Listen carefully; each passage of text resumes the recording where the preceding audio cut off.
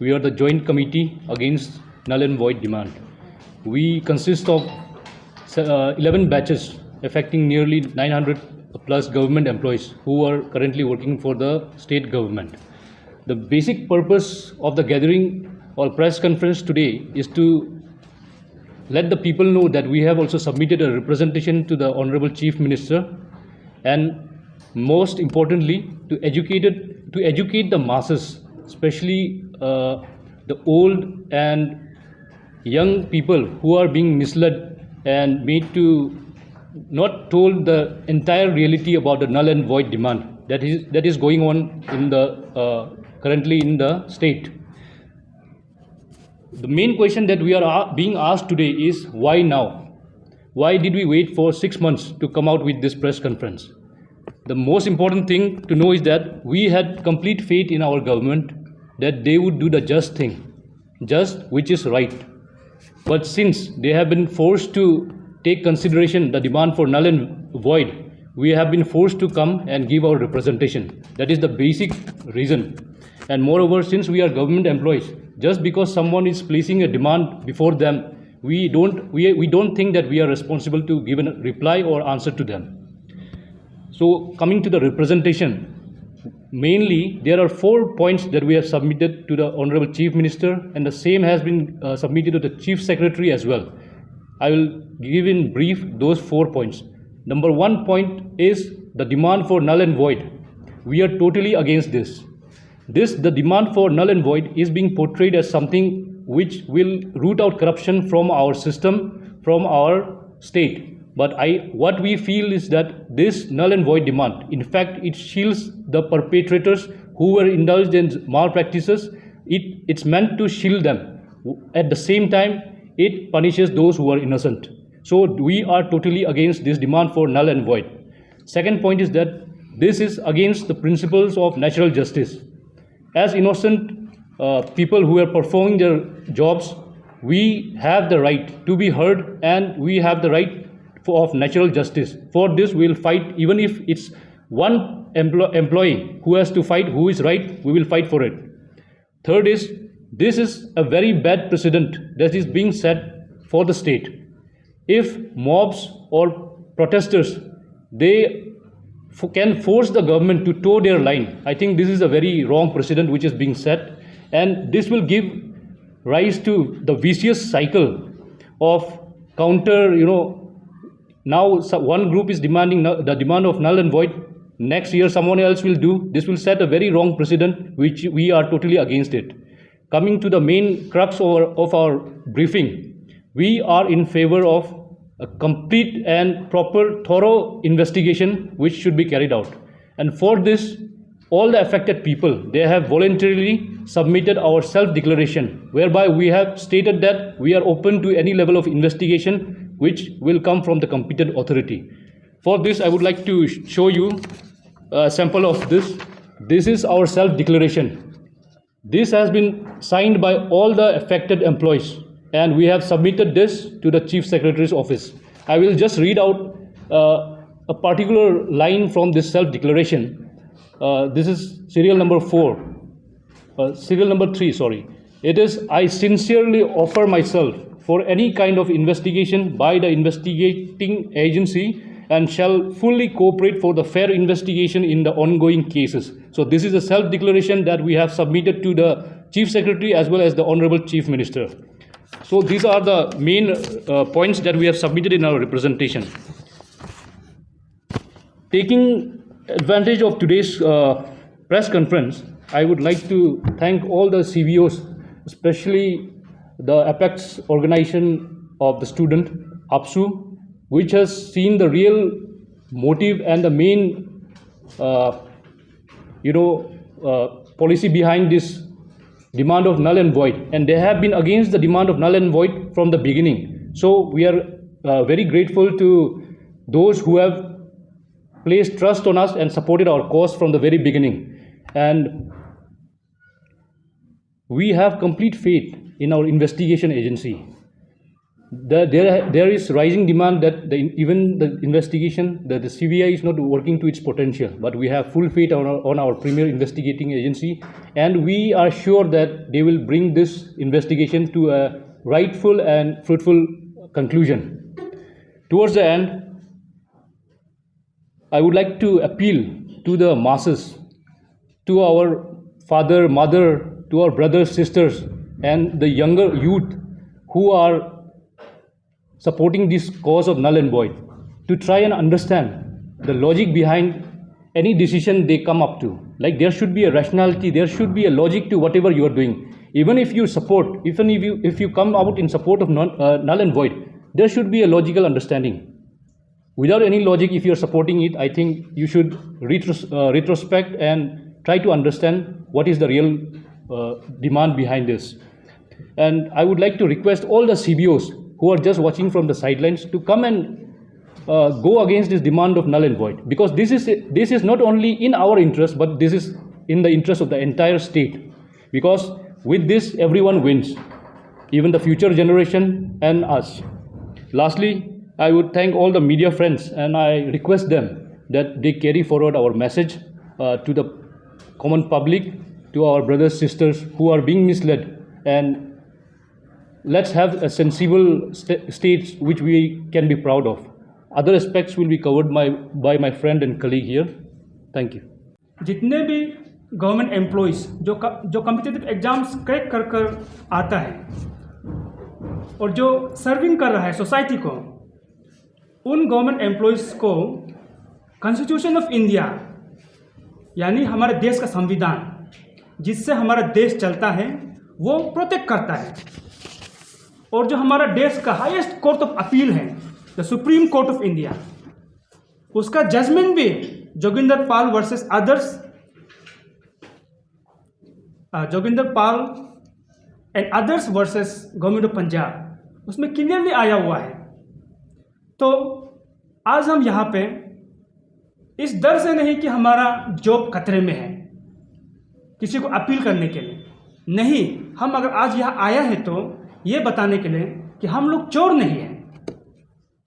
सबसे पहले जितना हमारा अरुणाचल प्रदेश का आम जनता है उसको मैं ये कहना चाहता हूँ, ये बिल्कुल ऑब्वियस है, नेचुरल है कि हम जितने भी अरुणाचल के लोग हैं अपना स्टेट अरुणाचल प्रदेश से बहुत प्यार करता है। हम चाहता है कि हमारा स्टेट तरक्की करे, प्रोग्रेस हो, डेवलपमेंट हो। अभी जब ये रिसेंटली पेपर लीकेज का न्यूज़ आया, हम सभी शॉक्ड हो गए, सभी दुख हुआ।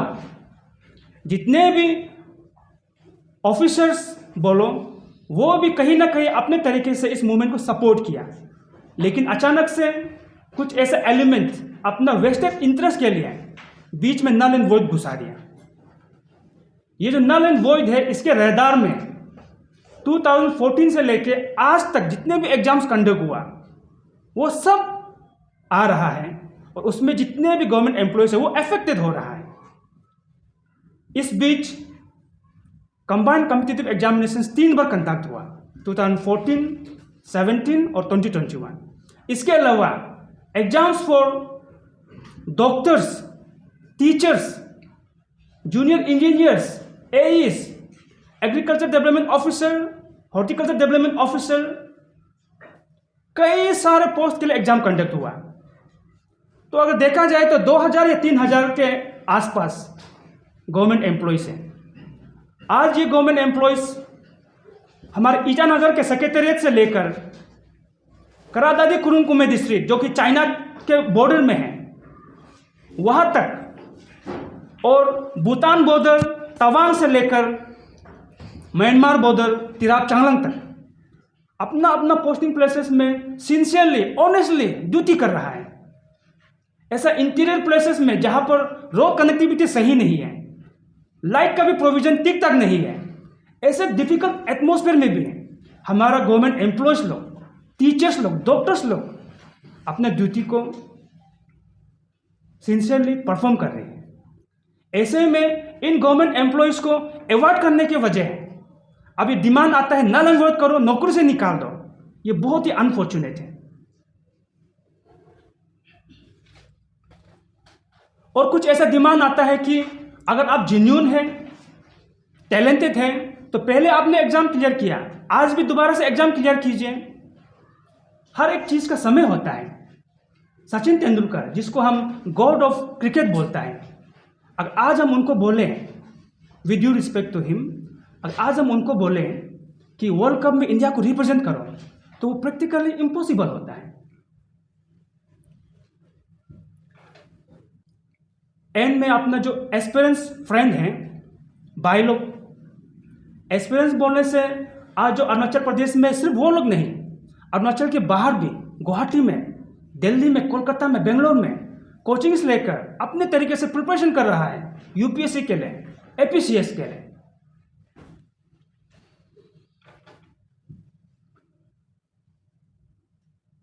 हम सभी जो एक बेसिकली जो एक हम्बल फैमिली बैकग्राउंड से आता है, जो एक गरीब फैमिली से आता है, एस्पिरेंट्स का, पेरेंट्स का, Arunachal Pradesh public service commission एक होप था।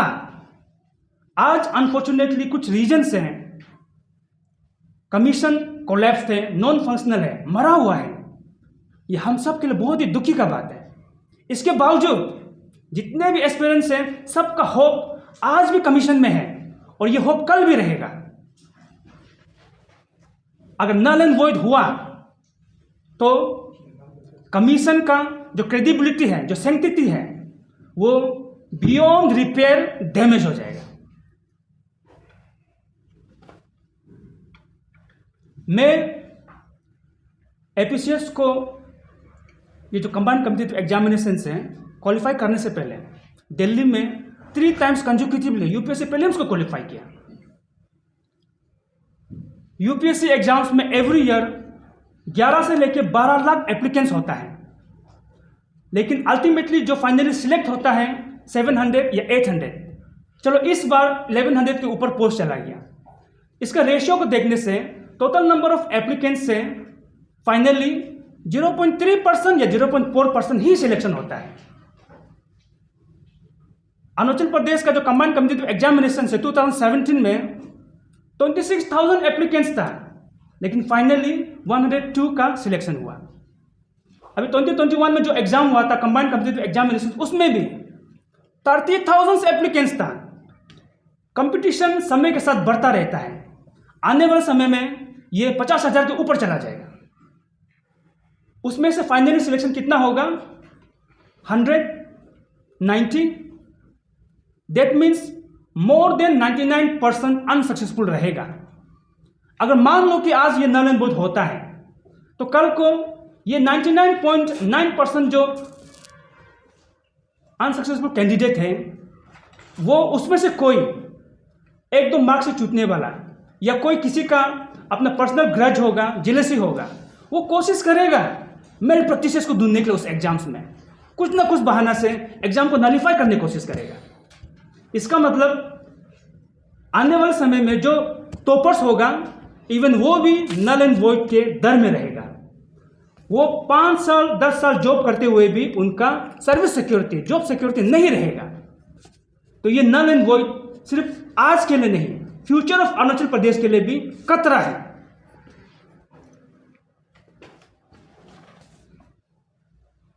ये कंबाइंड कॉम्पिटिटिव एग्जामिनेशंस का कमीशन बोलो या फिर एपीएसएसबी बोलो, इसका सिंगल बेसिस होना चाहिए, और वो है मेरिट सिस्टम।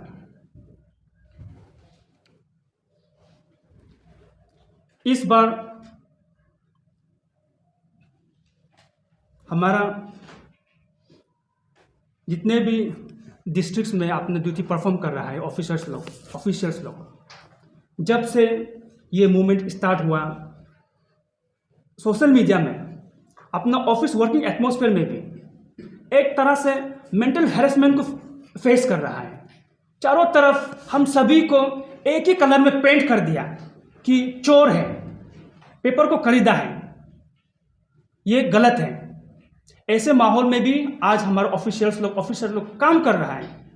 हमें लगता है नल एंड वॉइड को इस वक्त जितने भी स्टेक होल्डर्स हैं, हम मिलकर इसको खत्म करना है, कैंसिल करना है, आज के लिए और फ्यूचर के लिए।